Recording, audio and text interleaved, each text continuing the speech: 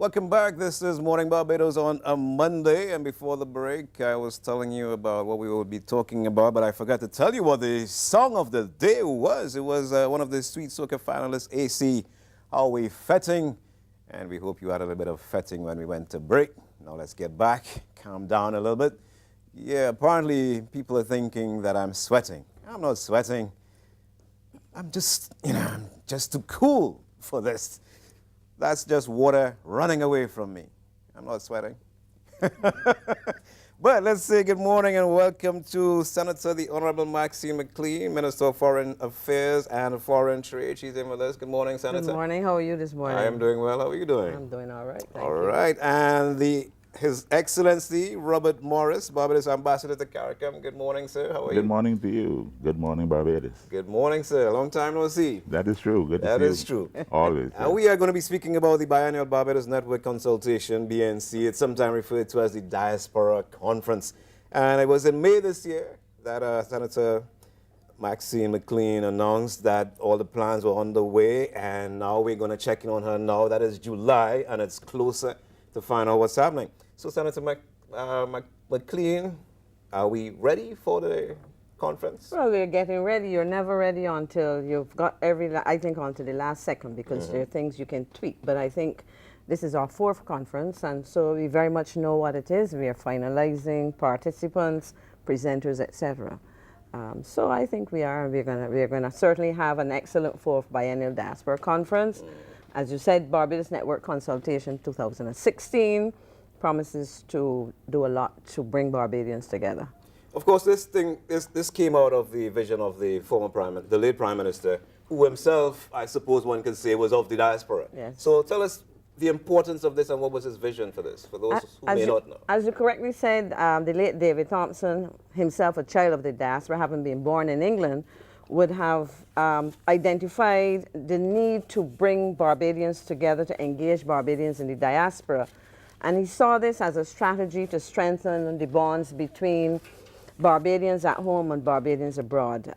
We have been a country of persons who have gone across the globe, literally, and it really is intended to create a formal structure for engagement and indeed drawing on the resources, technical, financial, intellectual, etc., and to allow for networking and generally building our sense of and pride of being Barbadians at home and abroad, of course. All right, we will get in a little bit more into the actual activities for this year, but His Excellency Bobby Morris is here, and I know one of the features of this year's conference is that you'll be able to trace your genealogy, and you are very much involved in that. Tell us about that. Very much so, actually. I'm happy to be working with the Minister on this project because it ties in a natural love of mine, history and genealogical studies.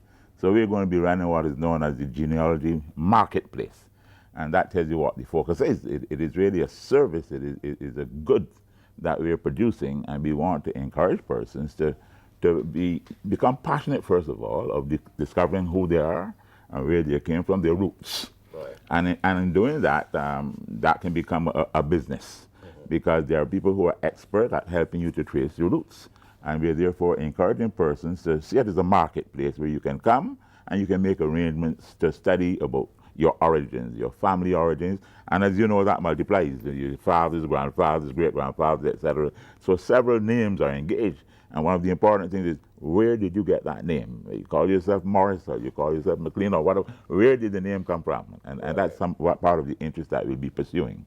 Has there been anybody famous who you've been able to trace right back to their origins here?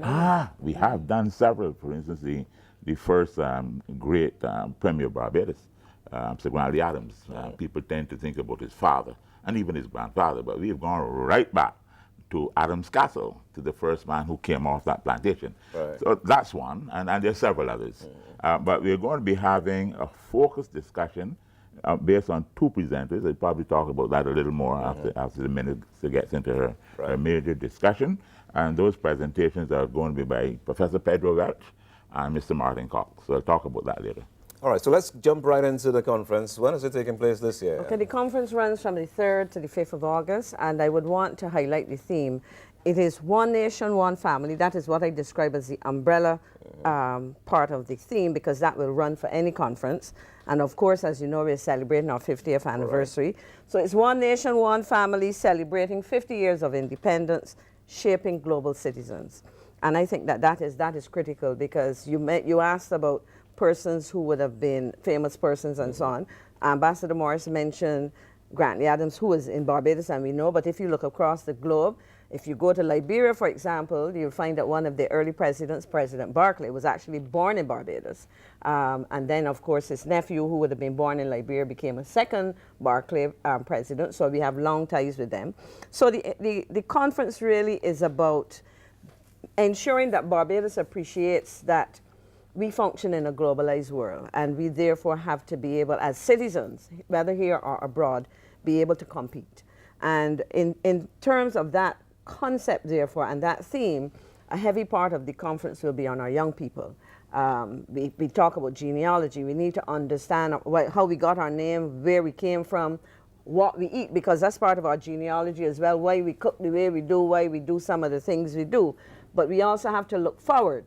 And we want to emphasize competitiveness, and an integral part of that is our ability to master science, technology, engineering, and mathematics. And of course, we have a heavy emphasis on the culture and cultural services and the arts. And so in addition to organizing or looking at genealogy, we have a session. In fact, the entire conference, we will have a parallel session, an interactive forum, youth interactive forum. And that is intended, and I stress this part because it's one of the new features. It is intended to give our young people an opportunity to engage with some of our brilliant minds. Many of you would know the name Professor Cardinal Ward, who is actually working with the government of Barbados, with the Ministry of Labor, on a policy in relation to human resource development. And for him, a critical part of any HRD strategy has to be a focus on innovation. And if we're focusing on innovation, we have to focus on, as we call it, STEM and the arts. So that is going to be a critical part. It's going to run for the 3 days. It builds on our last conference, where we had a panel of very distinguished Barbadians come home and share their vision. But we will also bring together, and I'm going to focus a bit on this, we're going to bring together some brilliant minds. Many of you may not know the name Dr. Arden Warner. Unfortunately, he will not be here for the conference because he has to be in Washington, but he will be here before the conference. And I hope to have a videotaping of his contribution. But he's a brilliant physicist. There's another young Barbadian who works with the NASA Jet Propulsion Lab, Dr. Kim Whitehall. She will be here. And so we're saying to young Barbadians, come and understand how they have reached where they are, how you can strategize to develop. ICT is another major element, so a critical part of that will be a hackathon. And for those who never heard the word, it's not hacking into anybody's computer, but it is using coding, etc., to develop, we talk about apps, solutions for commercial purposes, etc. So that is an important part of it. Of course, another element of that, and I would say a little bit about the opening of the conference, as I indicated, is about our 50th anniversary of independence. And many of you, or all of you, should recall that the Prime Minister has charged the nation to do more than celebrate, but to reflect.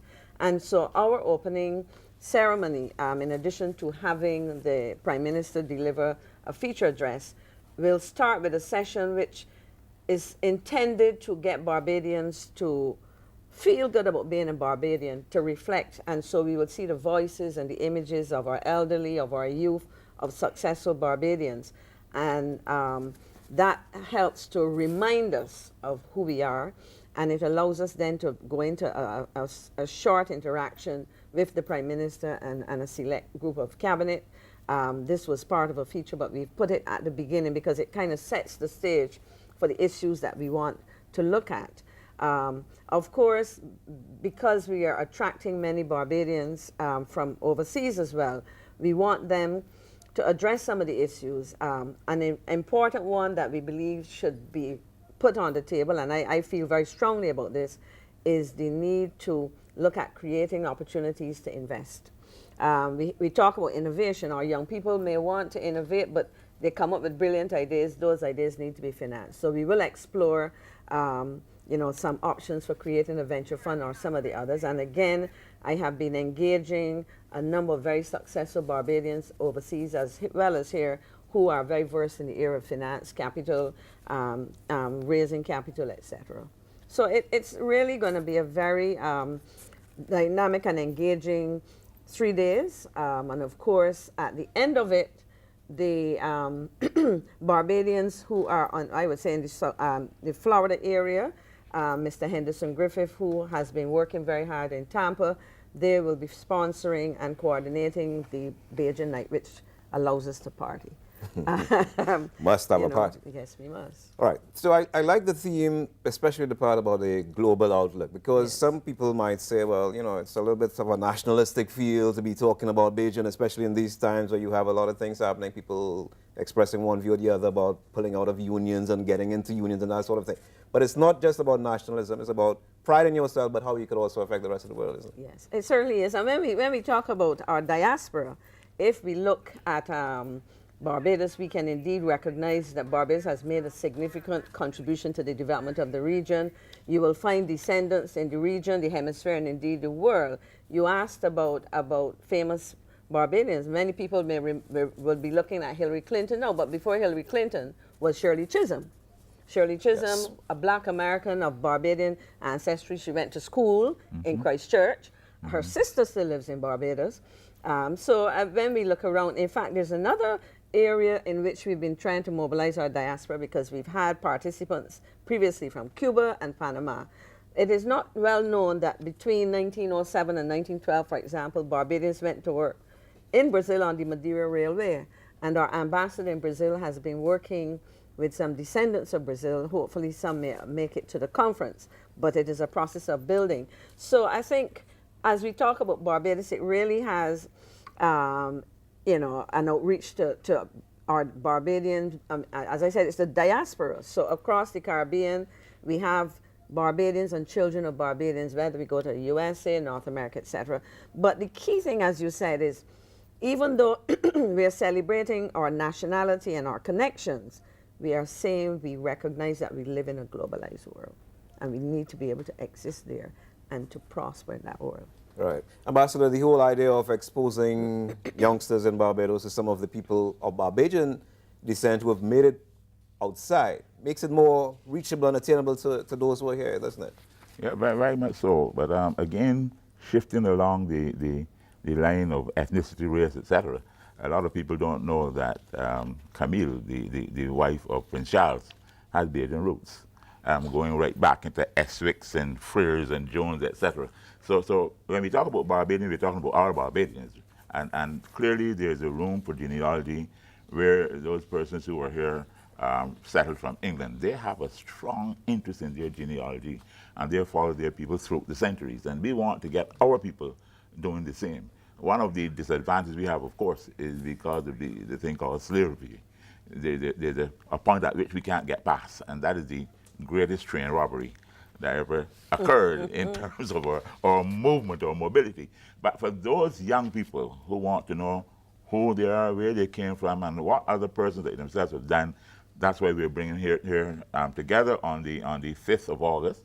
And we are going to be in 2 places. First of all, we are going to be between 9 and 10:30 in the morning. We are going to be at the Lauders in Sandyford Center. And then we shift. In the afternoon, we are starting at 11:15, going on to 6 p.m., we are going to be at the archives. So there are 2 distinct phases. In the first phase, we have, as I said, 2 excellent persons who are going to be delivering. I'm going to be facilitating. Professor Pedro Welch will be looking at how naming conventions change. At first, you had African names that you brought with you. Later on, that was changed, and many people had an anglicized name and only one name, just a Christian name, no surname. And then we started to use then European names, both Christian and surname. So Professor Welch is going to go through that with us in terms of how the names change, why they change, and then give us a bit of his family history. Because one of the things that is so enlightening is that some people do not recognize the latent talent that we got from Africa. We came down as full personalities. Even that there was an attempt to subsume that and to subdue it, we were full personalities. From emancipation, you'll find, for instance, Professor Welch, his father was a labor commissioner, his grandfather was a teacher, school teacher, a principal, short period of time, and now he has achieved. So it isn't that he's achieving on nothing. He has a history of achievement and so on. So we need to bring out those stories so that people will know. And then, of course, Martin Cox, he names his presentation From Enslaved to Minister. So he goes back to the history of his family, and eventually they turn out a religious minister and a minister of the crown. So that is we have traveled very, very rapidly since emancipation, and we're telling that story to others who have stories out there that they might not even know about. So we're trying to encourage people to go and find out a little bit more about themselves. When we go down to the archives now, you're going to get it widened, because we're going to be inviting people like Sabine Akuda to talk about his heritage. We'll be shifting across not just African people, but also persons from India, etc. So widen the whole concept of the marketplace, etc. So it seems to me an exciting prospect. It's 2 days before my birthday, so Barbados can give me a birthday present by coming to this thing. Definitely. I really want to see a wonderful turnout. I think it's a very useful exercise, and again, the minister has to be very much congratulated for the concept of putting it together. So it's a very simple present that His Excellency won for his birthday. Just turn up and support this event. But of course, Senator, it is not just about getting together and, I suppose, like the Americans love to say, sing a kumbaya. There's, like you mentioned, opportunities to invest would be examined and that sort of thing. So there are going to be, or hopefully, tangible things coming out of this. Yes, and I want to touch very much so, because as I said, what we've talked about before is helping our young people to innovate. But I'm saying within our own capacity is the capacity to mobilize resources. I have been a volunteer in the credit union movement for over 25 years. Or I used to be, I can't do it now. But I have seen what that has done in terms of mobilizing resources, and it is, and I've advocated for a long time this kind of thing. The other thing that I would want to touch on quickly is the question of philanthropy, because Barbadians have been giving, especially those in the diaspora for many years have asked, how can we give, how can we structure that? And in recent years, we've been able to put some structures in place, and we want to share that. We want to share the experiences of non-governmental organizations. We also want to share the experiences of the philanthropists themselves. And above all, we want to explore with Barbadians the issue of putting structures in place to enhance people's confidence that when they give. So for example, we will talk about a charities commission, which is intended to create an environment in which givers can feel good that their money the money goes to the causes that they've identified. Beneficiaries are comfortable that they're receiving money in a structured way, etc., or other support. And so the issue of philanthropy is there. We would also look at concerns that engage Barbadians overseas. FATCA, which is a piece of legislation that the Americans have put in place, that has implications for Barbadians who have assets and so on in Barbados, and we help them to understand that. So investing in Barbados, there are several assets to that. So in a kind of town hall meeting style as well, we would allow Barbadians to raise a number of questions. So the outcomes really and truly at the end of the day, for where we're looking at our young people, would be knowledge, would be contacts, opportunities, whether it is to be mentored by some of these brilliant Barbadians that they will meet, opportunities for education, business partnerships perhaps, and for the other Barbadians, the fact that I can come and understand, my family history. I can observe, for example, we also want to look at the business, looking at film as a sector, because again, we want to stress the opportunities across the several economic sectors. And so I think there's quite a bit for most people. What I can tell you that in every area that we've identified, we found Barbadians who are excelling across the globe. And I think that is the message we want, because I think for me, going forward is so critical, getting our young people to appreciate that we can do a lot of things. Okay, so I couldn't let you leave without asking you. You mentioned concerns about that engaged Barbadians overseas, the whole movement in the U.S. right now, Black Lives Matters. Are you concerned, as your department, Foreign Affairs, involved in any way, allaying fears of Barbadians in that diaspora? Well, I think it is a concern. I happened to have lived in Baton Rouge for 2 years, and when I saw that, that was, you know, it brought back memories of being a student at Louisiana State University. But I think what Barbadians need to do, and this would be particularly Barbadians who are holidaying in the U.S., is to understand the mindset of some of the people you're engaging, and to exercise common sense, avoid confrontations, etc. And important is that Barbadians should know where their consular representatives are before they leave Barbados. If you're in Florida and that part of the world, you need to know how to contact our consulate in Miami, for example. If you're on the North Coast, contacting our mission and our consulate in New York, etc. But I say to Barbadians, do the Barbadian thing and exercise common sense, good judgment, and avoid confrontations, because at the end of the day, you know, your life matters. I watch on with consternation because, as I said, I've had the opportunity to live in Baton Rouge, and that's the South. I've also lived in the Midwest, and I travel to the U.S. often, but I believe that this is something, it's unfortunate that so many people have lost their lives, but I trust that this would bring the people to the table, because it is demonstrating that there are some deep-seated issues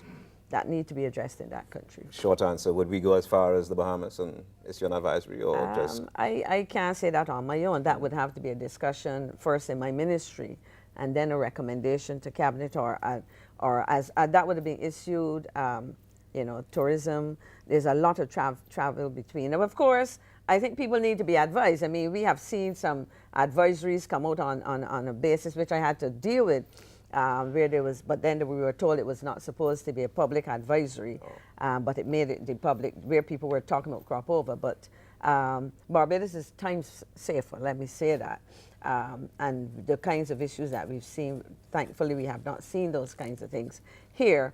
But my thing is, dialogue is always important, whether it's between countries, ambassadors and representatives of foreign affairs, or you know, in country in the U.S. between interest groups and the various stakeholders. Thank you very much, Your Excellency. Thank you very much, the Honorable Senator Maxine McClean, for indulging us in those last couple of questions. But of course, we want to emphasize that the biannual Barbados Network consultation is taking place from the end of this month right through. We're having a church service on the 31st of July. There's going to be knowledge. You can make contacts. You can be educated. You can even find mentors. Young people, make sure and go on out and be part of it. It is happening right here in Barbados. Let's celebrate our global outreach as we look inwards and celebrate our 50th anniversary. Thank you again. Thank you very much for having us, and have a great week. Thank you. And I guess now that he's left, you will cool down. Yes, I will cool down. We'll be right back with more on Morning Barbados. Good to see you, Simon. Good.